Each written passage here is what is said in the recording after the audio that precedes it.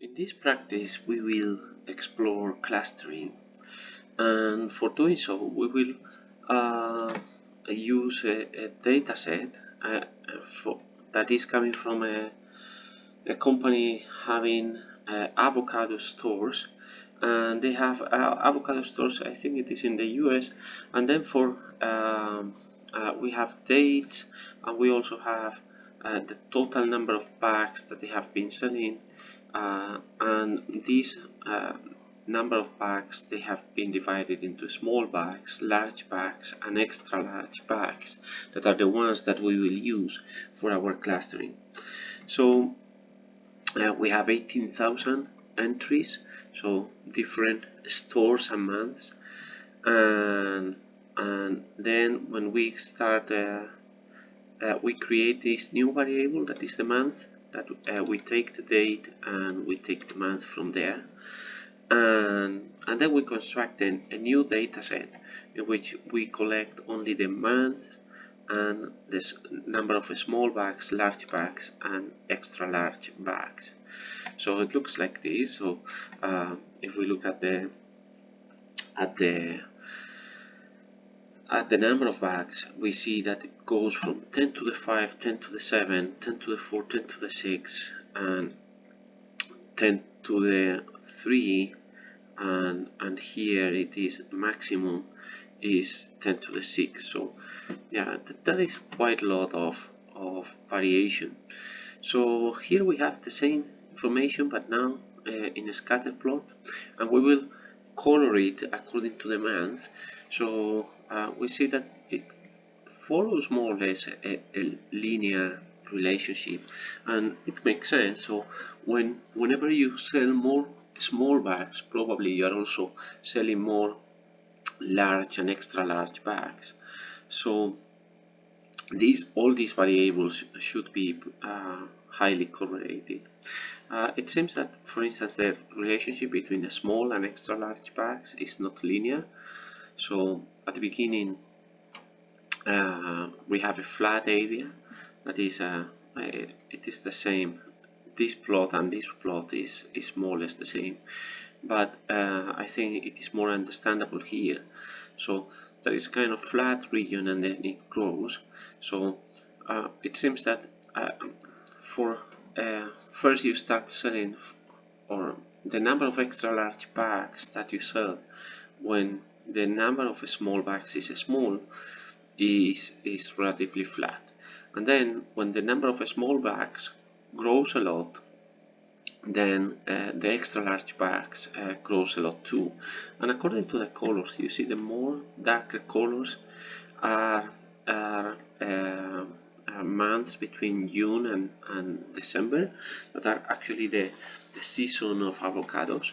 So when you are there is a very nice interpretation. When you are out of season, then the number of extra large bags is not high, but when you are in the season of avocados, then the number of extra large bags grows a lot.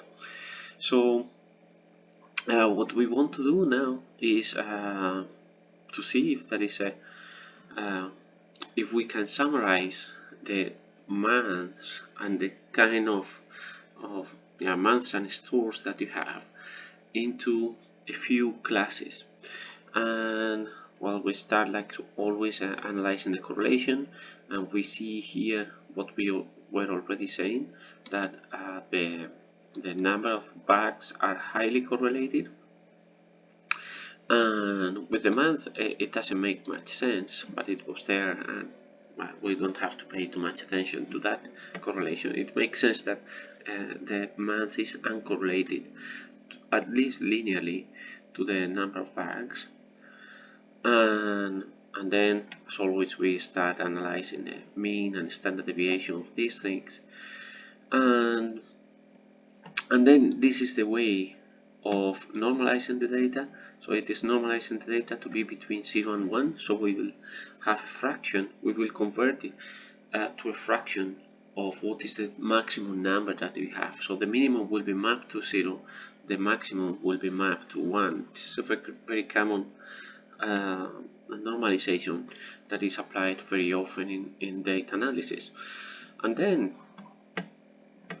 we will explore how the k-means score evolves over the number of k-means, over the number of k. So here we have the number of clusters. The score is the opposite, so the negative of the distance between the objects and the centroid. So the more clusters we have, the smaller this distance will be. So as we grow the number of clusters, the distance goes to 0, and this is the opposite of the distance, so just the negative of the distance.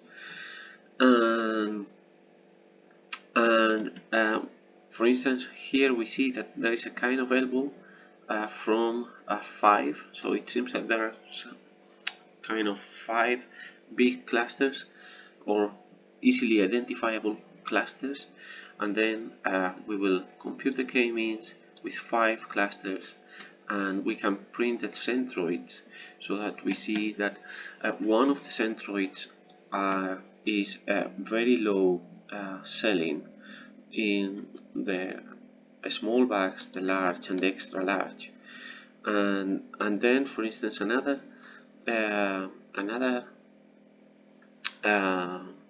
cluster is a little bit more, and another cluster is, and this is interesting because it is breaking that rule, so it is like same proportion of small and large bags, but small in extra large. So for some reason, those months and stores, the number of extra large bags is particularly low with respect to this one. And then we have other months where we have more small bags, and then like 20% less of a small bag of large bags, and something like 60% less of extra large, but still pretty high compared especially to the other 3 clusters we saw before. And then we have the excellent months, so probably this is at the peak of the season, where we are selling a lot of all of them, and then we can assign for every day, for every month, we assign a label. So these clusters are labeled like 1, 2, 3, 4, 5, and then we predict those labels for each one of the months. And because the k-means was constructed with the normalized data, we have to apply the k-means model to the normalized data again, and then we can color these in these classes. We are representing them in 5 in the 3 dimensions, and then we are using the color to represent the label of each one of these months. So every one of these points is a month and store, and then the color is the label that we have assigned, and here are the labels here.